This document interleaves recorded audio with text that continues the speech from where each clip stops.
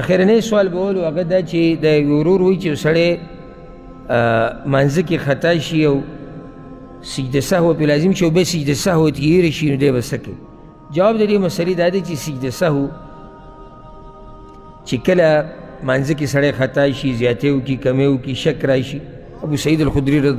رضی الله عنه روایت ته صحیح مسلم کې چې دی به سجده سهو وکړي 2 سجدې دي هغه جو چا نه دا هېرې شي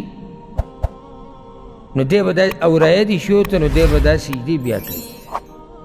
که هغه دته په جومات کې رایادې شي او که هغه دته په کور کې رایادې شي الا بعضو علماو دا ویلي دي وایي که په منځ کې فاصله ډېره راشي نو بیا چې دا سجدې ساقطې شوې لکه وخت په 2-3 ګنټې بعد ورته رایاد شو